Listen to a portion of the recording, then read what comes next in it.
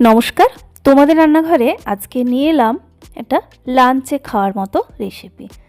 রোজ একঘেয়েমি ভাত খেতে ইচ্ছে না করলে মাঝে মধ্যেই ভাতের সেদ্ধ চাল দিয়েই বানিয়ে নিতে পারেন শীতকালীন সবজি দিয়ে এরকম ঝরঝরে পোলাওয়ের রেসিপি, ঝরঝরে সাদা পোলাও। তার জন্য কী কী সবজি লাগছে একটু দেখাই আপনাদের। বিনস নিয়েছি, ক্যাপসিকাম রয়েছে, গাজর, তারপর বাঁধাকপি, ফুলকপি। তো এখানে শীতকালীন যা যা সবজি আপনার ভালো লাগে সবই অ্যাড করতে পারবেন। এবার লাগছে ভাতের চাল। তো আমি এখানে একদম সরু চালটা ব্যবহার করছি। আপনারা ভাতের যে চাল, যারা যেরকম চাল মানে ভাত খান যেরকম চাল দিয়ে সেই চাল দিয়ে বানিয়ে নিতে পারবেন। প্রায় 250 ml কাপের 2.5 কাপ চাল আমি এখানে নিয়েছি। চালটাকে পরিষ্কার করে কিন্তু ধুয়ে নিয়েছি, একদম পরিষ্কার করে। তাও অনেক সময় ভাতের চাল একটু লালচে হয়, তার জন্য তাতে অল্প একটু ভিনিগার দিয়ে আরও কিছুটা জল দিয়ে আমি এটাকে ভিজিয়ে রেখে দিচ্ছি মিনিট 10-এর জন্য। তাহলে চালের ওপরে লালচে ভাবটা চলে যাবে, এক্সট্রা স্টার্চটা বেরিয়ে যাওয়ার কারণে মানে পোলাওটা একেবারে ঝরঝরেও তৈরি হবে।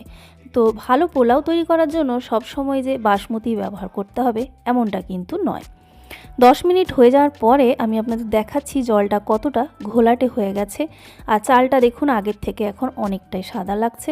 এইভাবে ঘষে ঘষে পরিষ্কার করে যেভাবে ধুচ্ছি আবার একেবারে জল পাল্টে পাল্টে পরিষ্কার করে ধুয়ে নিতে হবে। পরিষ্কার করে ধুয়ে নিয়েছি, এবার অল্প একটু এর মধ্যে জল রয়েছে, এই অবস্থাতেই চালটাকে রেখে দিচ্ছি। এবার গ্যাসে একটা কড়াইকে খুব ভালো করে প্রথমে গরম করতে হবে। গরম হয়ে গেলে এর মধ্যে দিয়ে দিচ্ছি দরকার মতো সাদা তেল। আপনি সর্ষের তেল, ঘি দুটোই ব্যবহার করতে পারেন। এবারে এই সাদা তেলটা গরম করে তাতে দিয়ে দিচ্ছি যে সবজিগুলো ছিল, তার মধ্যে ফুলকপিটা কিন্তু ভালো করে ফ্রাই করলে রেসিপিটা ভালো লাগবে। সেই জন্য ফুলকপিটাকে আলাদা করে অল্প নুন মিশিয়ে ভেজে নিচ্ছি। যেহেতু আমি একেবারে সাদা পোলাও বানাচ্ছি তাই এখানে কোনো রকম হলুদের ব্যবহার করা যাবে না। উল্টে পাল্টে ফুলকপিটা যখন হালকা গোল্ডেন ভাব এসে যাবে তখন ফুলকপিটাকে তেল ঝরিয়ে তুলে নিতে হবে। দেখুন এই যে হালকা হালকা স্পট দেখতে পাচ্ছেন ফুলকপিটাতে, এরকম অবস্থায় এলে তেলটা ঝরিয়ে তুলে নিচ্ছি। তুলে নেওয়ার পরে এবার এই যে তেলটা, এর মধ্যে বাকি সবজিগুলোর মধ্যে যেগুলো সেদ্ধ হতে একটু বেশি সময় লাগে সেগুলোকে আগে দিয়ে দিচ্ছি। যেমন বিনস ছিল আর ছিল গাজর। এই গাজর আর বিনসটাকেও স্বাদ মতো একটু নুন মিশিয়ে 2 থেকে 3 মিনিট নাড়াচাড়া করলেই কিছুটা কিন্তু নরম হয়ে যাবে।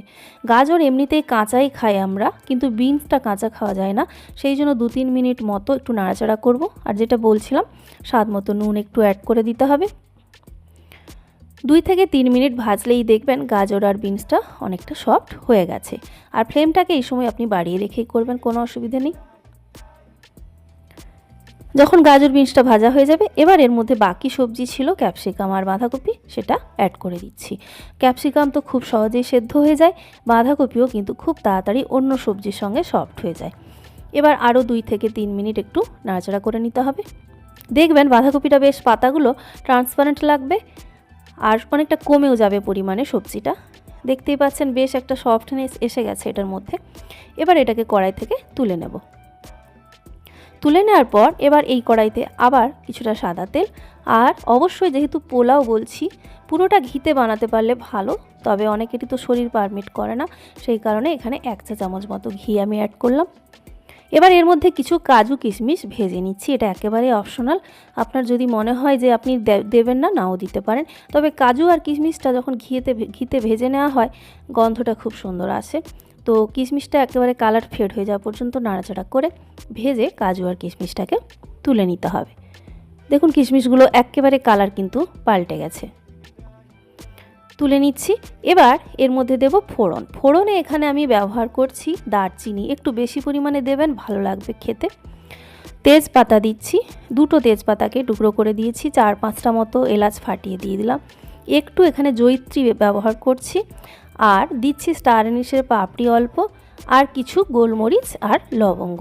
তো এই গোটা মশলাগুলো দেওয়ার চেষ্টা করবেন, তাহলে মানে গরম মশলাগুলো খেতে ভালো লাগবে, একটা সুন্দর গন্ধ পাবেন। আর যেহেতু ভাতের চাল কাজেই সেখানে এমনি বাসমতির গন্ধটা নেই, সেই জন্য মশলাটা অবশ্যই লাগবে একটু বেশি পরিমাণে।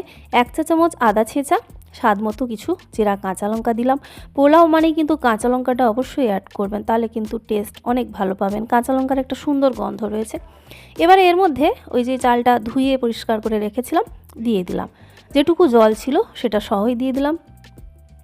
এবারে এটাকে নাড়াচাড়া করতে হবে প্রায় 3 থেকে 4 মিনিট বা আরও একটু বেশি সময়। এই যে জলটা আছে, জলটা যেন পুরোপুরি টেনে নেয়। তো তার মাঝে আমি প্রথমে 1 চা চামচ ঘি দিয়েছিলাম, আরও অল্প একটু ঘি অ্যাড করব, তাহলে কি হবে ভাতটা আরও ঝরঝরে হবে। ঘি অ্যাড করছি, প্লাস সেই সঙ্গে স্বাদ মতো নুনটাও কিন্তু এখানে দিয়ে দিচ্ছি। নুনটা বারে বারে দিয়েছি, আমি সবজি ভাজার সময় আলাদা করে দিয়েছি। তো টোটাল যেন নুনের পরিমাণটা মোটামুটি নিজের স্বাদ মতো হয়, ভেবে চিন্তে কিন্তু দিতে হবে। এবার ভালো করে নাড়াচাড়া করে 3 থেকে 4 মিনিট বা 5 মিনিট পর্যন্ত এটা ভেজে নেবেন। আদার একটা ভাজা গন্ধ পাবেন, সেই সঙ্গে গরম মশলারও একটা গন্ধ কিন্তু বেরোবে। এবার এর মধ্যে জলের পরিমাণ কিন্তু কম বেশি হতে পারে চাল অনুযায়ী, তবে মোটামুটি ডবল পরিমাণ, বা খুব পুরানো চাল হলে একটু বেশি, আবার যদি চালটা নতুন চাল হয় সেক্ষেত্রে একটু কমও হতে পারে। তো সেক্ষেত্রে 2.5 কাপের জন্য আপনার 4 থেকে 5.5 কাপ মতো জল লাগতে পারে। এবার ঢাকা দিয়ে রেখে দিচ্ছি আমি মোটামুটি মিডিয়াম হাইয়ের মাঝামাঝি ফ্লেমটা রেখে 6 থেকে 7 মিনিট। দেখুন বেশ ফুটতে শুরু করেছে আর ভাতটা অনেকটা এখন ফুলে উঠেছে, দেখতে পাচ্ছেন। তো এই রকম অবস্থায় এসে গেলে একবার একটু নাড়াচাড়া করবেন, খুব সাবধানে করবেন, যত কম ভেঙে যায় ভাতটা ততই ভালো, তবে ভেঙে গেলেও কোনো অসুবিধা নেই। অল্প এভাবে নাড়াচাড়া একটু করে নিয়ে এবারে যে সবজিগুলো ভেজে রেখেছিলাম এই সময় কিন্তু দিয়ে দিতে হবে। সমস্ত সবজিগুলো এখানে দিয়ে ভালো করে আবার মিশিয়ে নেব। একটু সব কিছুকে নাড়াচাড়া করে মিশিয়ে নেব।